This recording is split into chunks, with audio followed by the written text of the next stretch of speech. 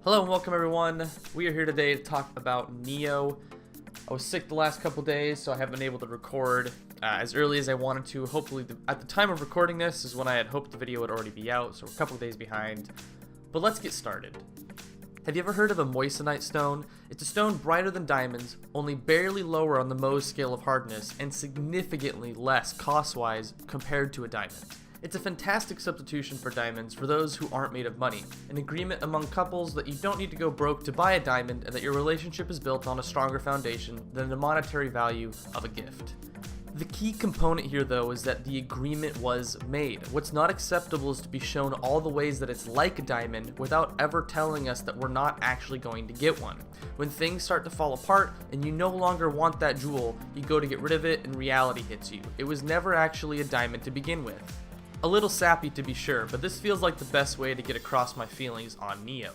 Between the demo, commercials, and word of mouth, Nioh was marketed as a Dark Souls inspired game, and I could not have been happier. Between Lords of the Fallen leaving me pretty disappointed, and Sultan Sanctuary scratching my itch, I was excited as everyone else was when I got my hands on Nioh. If you ask any Souls vet or noob alike, the first thing that is generally mentioned about the series is the difficulty. For players of all skill levels, the game is not easy, nor is it forgiving. Basic enemies can pound you into submission over and over if you haven't bothered to get a grasp of the mechanics, and bigger enemies can be a challenge for even the most experienced players if it's a new game for them. What happens though when you talk to only the Souls vets about what makes Dark Souls so unique? Yes, the difficulty is still there, but it's about how you tackle the difficulty and the feeling of accomplishment you get after beating a particularly hard boss or area in the game. You as the player were able to overcome the challenges set in front of you by learning the rules of the game or the fight. Players old and new alike will slowly study their opponents, looking for openings and relying on their sense of timing to get in a jab here or a stab there before learning when they can go full ham and when it's best to create some space. My favorite example of this is Lady Maria in Bloodborne, a boss I rarely lose to more than once or twice now, but before I had beaten her the first time, she was the one who made me stop playing the game. It was a combination of both being frustrated at the fight and already knowing what lay behind her, as I had seen so many videos on Bloodborne at that point that I could tell you most of the story from start to finish. After a long break from the game and over 200 hours logged, I came back and started a brand new playthrough from scratch. This time I beat Maria after about 4 or 5 tries once I finally got to her, and even then, on the final 2 attempts, I barely even had to use any healing since I had the fight down in my head. I won't spoil the tip for anyone who hasn't played the game since this is not what the review is about, but there is one specific thing that clicked for me in that fight that made all the difference and brought about the moment that every Souls player looks for. While almost every boss has a trick or two to learn about fighting them, Maria's was both so simple and specific, but also a complete game changer for how you play the rest of the game. To be fair to other Souls fans, a lot of the tricks to beat her can be learned elsewhere, but to me, she's the only one where you actually have to learn the trick to win, whereas others can be beaten in different ways. Well, what does all the sidetracking stuff have to do with Nioh, you ask? Well, it's pretty simple. For all the things that make a Souls game, one steadfast rule stands out above all the others, even if From Software has tweaked that rule ever so slightly throughout the development cycle. All damage is predictable, and because it's predictable, all damage is therefore also preventable. On paper, this should be pretty easy to understand, but it's the actual implementation of this that can make or break a game for the player. For me, it's where Nioh broke and fell short. I've had many discussions in my head about how to approach this review, but it keeps coming back to the same thing. Nioh is a fantastic game on the surface level, but sadly falls short on the most important parts of its design, bringing me back to my opening. Everything I knew about the game was surface level polish. Funny enough, as I write this, the new Legend of Zelda game has been out for a few days now. I think it may actually capture more of what makes the Souls series so good without even realizing or trying to do so. But that's a topic for another video, mostly after I get a Switch and actually play through Zelda. Birthday's in like 3 weeks if anybody's interested, just saying. So from here, let's break down the game so that you can get a bigger picture of what it actually offers. You, William, are a Western samurai who is on the trail of some dude who jacked your spirit animal at the end of the tutorial mission, where you are imprisoned in an English jail. Do you feel like I glossed over that? Because that's how I felt too. To be clear, I'm just over halfway through the game, and at this point, I have no intention of finishing it. The story is a convoluted mess with a mix of immediately forgettable faces, barely acceptable gameplay, and a strange switch back and forth from Japanese to English. Each mission plays out in a similar fashion. Some guy, I think he's your traveling companion, We'll say that some person needs your help with some task. Generally, it's go to a place, kill everything there, and return after beating the boss, who is the source of the problem with the area. You're thanked, rewarded, and promptly sent on your way to the next thing. These missions feel more like errands than any story-driven narrative. Even if the names were English, the problem isn't that they're bad names, there's just far too many of them. Each conversation has no fewer than 2 different Japanese names, which doesn't sound too bad at first until you realize that it's 2 names per person per conversation. Go here, find this person, search this place, maybe find another person. It adds up really quickly, and few of these places are ever mentioned again. Real places and people or not, this idea wouldn't work in English either. If you're gonna fill a world like Lord of the Rings, The Witcher, or Game of Thrones, characters have to be around for either a really long time, or make some kind of impact on the player to remember who they are, and Nioh fails to do this. I even forgot our main character's name from time to time, mostly during the early portions of the game, even though he is based on a real-life historical figure, William Adams, who is also referred to as Anjin, one of the first of his nation to make it to Japan, and who'd also become one of the first Western samurai. That sounds like a pretty cool premise to me. It's just a shame that I couldn't really follow anything that was happening.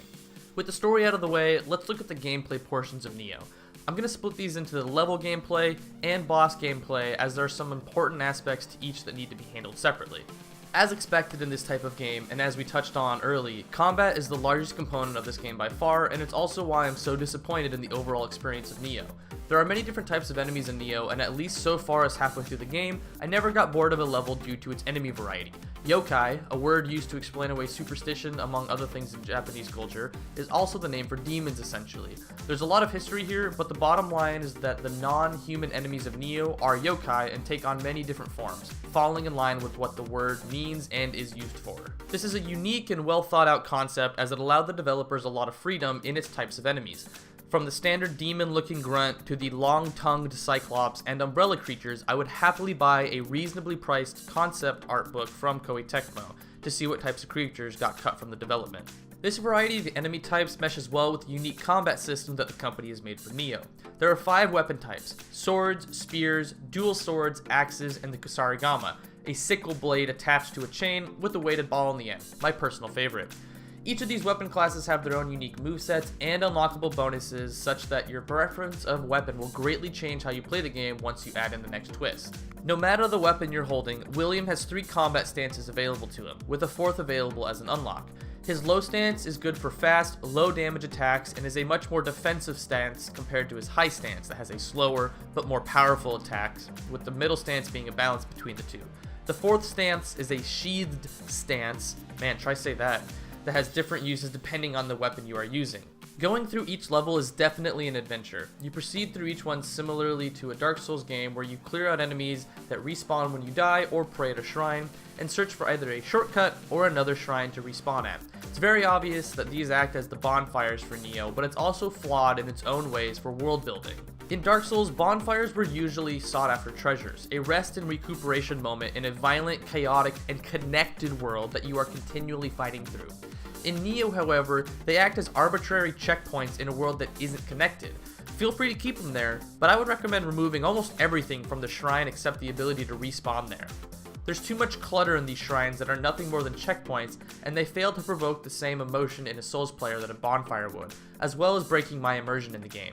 Outside of that important but long detail, the levels are good. Not great, mind you, but good. I would love to hear in the comments if anyone can tell me if the levels get better later on in the game, but for now they follow a pretty similar pattern to each other with one minor flaw. Levels are mostly linear with some hidden side routes here and there that lead to dead ends. There are a few twists that slightly change this routine, like hidden walls being occupied by a yokai that grant access to a shortcut or secret area after beating them, but for the most part, there's only ever one right way forward. I'm not a big fan of this in any game, but even more so in any Souls-like game. The other argument is that since there's only one way forward, I don't have to worry about getting lost on a sidetrack. Which is not a good thing, since one of the best features in any Souls game is finding hidden routes that lead you to an entirely new zone. Seeing the interconnectivity of the world you inhabit and finding the route to Ash Lake without any hand-holding is one of the best moments of exploration in any Souls game, right up there with the Painted World, Archdragon Peak, and Castle Canehurst. Nioh doesn't care about that. Every place is laid out on the map for you to pick and choose where to go next. This is a common issue I have in open world games or semi-open world games like Nioh. With a singular objective driving me forward, why do I care in the slightest about some small village inhabited by pirates? The guy who has my spirit animal is really powerful, I think, mysterious, and getting further away from me. No one attempts to speak to my spirit of adventure when they just lay out the entire mission before even starting it. Easily one of the most basic concepts in all of storytelling is don't spoil your own story. At no point in any story should you be told the plot before it even starts to unfold. Where I split on The Witcher was when I could no longer deal with the boring combat, but what kept me in the game for that long was easily the compelling and emotional story. Every side quest had a twist, and I always had the urge to finish a quest through to its end to see how it would conclude. The Souls series, on the other hand, told the story as I played through and appealed to my sense of adventure over my sense of story. I wanted to explore each area because it was so carefully crafted, with secrets hidden within secrets, powerful and useful rewards after every truly meaningful encounter, even if it was just a bonfire. Nioh misses here on both marks, I'm afraid. One level in particular made me quite on edge and uncomfortable, as I'm sure it will for many players, but that level, along with every other, is a fun experience to go through. Enemies are usually well placed with some minor exceptions, as well as fun to fight, and there are enough secrets and shortcuts to find in each level to satisfy most kinds of players. At the end of each level though, and where the game completely loses me, is the expected boss fight. The excitement mixed with dread over potentially another nameless king, Ludwig, or Artorias. The sense of focus and determination mixed with adrenaline and giddiness that settles over a Souls player when they encounter an unknown boss for the first time. And most importantly, the relief and exhilaration that shoots through a Souls vet after a hard-fought victory. All of these things are lost after the first few boss fights in Nioh, and it truly breaks my heart more than anything else that this game does. The bosses are why I haven't bothered finishing the game, and it's where I'm most disappointed with Nioh. What should be the peak of each level and the highlight of conversation around the game becomes a tedious grind just to get through to the next level. Remember the fundamental rule of a Souls game I said? Predictable and therefore preventable? Nioh throws this out the window without even realizing it, ruining an otherwise really well-made game. Dark Souls teaches its players about a fight through repetition and attention to detail. What kind of attacks does the boss do? Which ones come out more often than others? How many hits are in a particular combo? Are there any special moves that only trigger under certain circumstances? How many hits can I get off without getting hit in return? Any good Souls player can answer at least a few of these questions about any boss in whatever Souls game they've played. Myself included for many of them. On the other hand, I still have no idea how to answer any of these questions for many of Nioh's bosses, and is why the game falls flat right as it's about to hit its stride. After the first boss, I felt what I expect many Souls fans to feel. Confident but wary about future levels, as the fight was very easy, but you can justify by saying that you're a Souls vet, you know how this game works, and therefore the tutorial's not going to be that hard.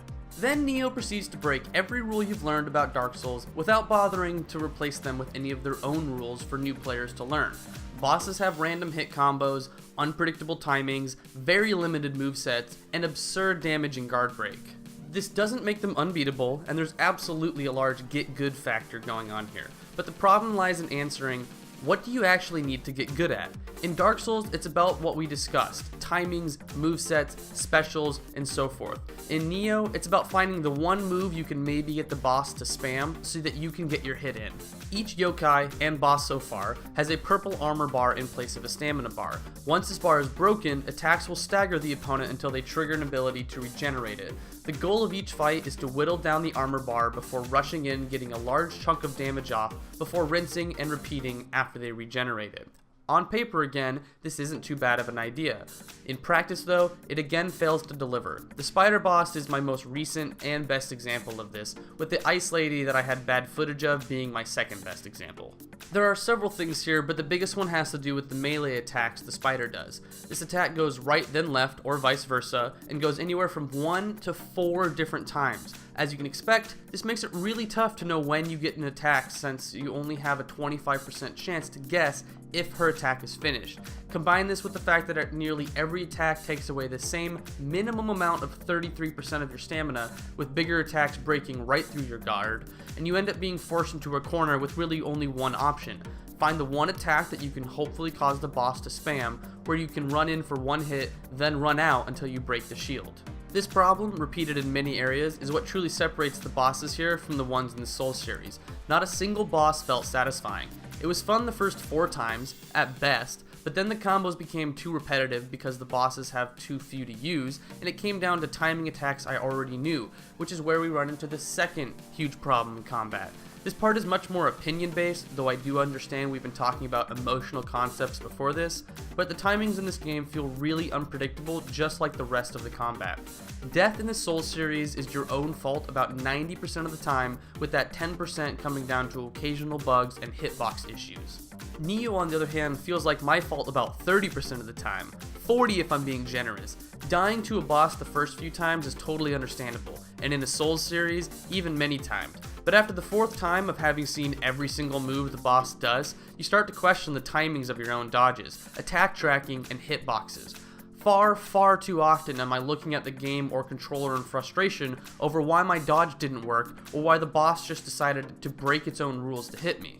I could go on for a lot longer with this, but I think I would just be hammering home the same point from several different angles. It's as if Nioh tried to do everything a Dark Souls game does in its own way, but not only did it fall short in every way, the most important rule of the game fell shorter than everything else. There are a few other gripes, smaller holes that add up to bigger deals. The RNG weapon and equipment system is incredibly boring, with enemies dropping far more items than they could ever possibly be carrying, only for you to find out that not a single thing they have is worth anything to you in any way. Weapons you found 3 levels ago are better than the ones you are currently finding. All you ever really need are the Kodamas who increase the elixir drop rate, since the rest are useless. Oh, and I don't know if anyone else had this problem, but I was constantly staggering when I ran. I tried several different things to see what was causing this, but to no avail, and it was incredibly irritating. As always, we'll wrap this up with a score. Nioh is about 70% of a Dark Souls game, and the problem is that it's about 70% of everything. Very few aspects of this game stand out more than the others at a C average, and is a very underwhelming experience when you compare it to other games coming out within the same time frame. As of writing and recording this, Horizon Zero Dawn has launched, Breath of the Wild has arrived, Nier Automata just came out, and the new Mass Effect is only weeks away. I would really only recommend Nioh to any die-hard Souls fans who want to get a better understanding of how not to do a Souls games, or even a new fan to the series who wants the same info. The one redeemable category is the art style and setting for Nioh at an 8 out of 10. 2 categories if you want to separate them. Many of the yokai are original and well-crafted designs, but they crack just enough in the boss fights to fall from that 9 or 10 Nioh could have had here. Lady with ice powers, saw it in Dark Souls 3. Spider with a human torso, Dark Souls 1 did it better, 4 years ago. Person with wings, all over the place. Giant blobs? Okay, I guess you maybe have me there. Like I said much earlier, I would love an art book of this game, and the bosses are well designed. Just not enough to get that A or A+ mark that new, original, and creative ideas would have brought to the table. I was honestly so excited for this game to be a rival to my beloved series that I had a really hard time coming to terms with my thoughts. Nioh goes the way of Lords of the Fallen, I'm afraid, even if it is better, and it will only be further reinforced when the final Dark Souls 3 DLC is released at the end of March. To end on a brighter note, and because of the ideas here, I'll be keeping an excited eye on Koei Tecmo for whatever they release next, and again, would love a concept art book for my shelves. Until next time guys, this has been the Nioh Zero Patience review. We'll be back soon with another one for Horizon Zero Dawn, and we hope to see you there. Peace out.